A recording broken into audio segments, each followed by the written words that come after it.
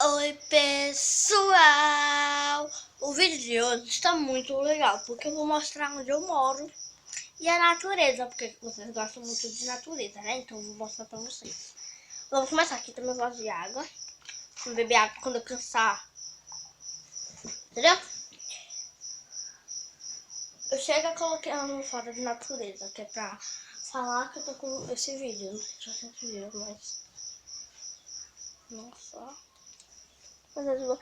A gente vai chegando com uma planta muito linda, essa planta, gente. Se vocês quiserem tirar o print, vai tirar. Esse print, ó. Tirou logo. Tirou, gente? Tô cansada, minha mão tá cansada. Olha, gente, que flor mais linda. Olha. Estão vendo? Focou, meninas. Eu arranquei a flor. Ah, tá. Gente, eu moro nesse lugar aqui. Deixa eu abrir aqui o portão. Tá abrindo. Pra gente eu mostrar pra vocês.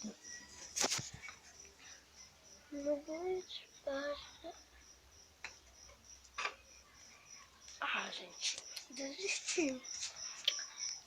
Galera,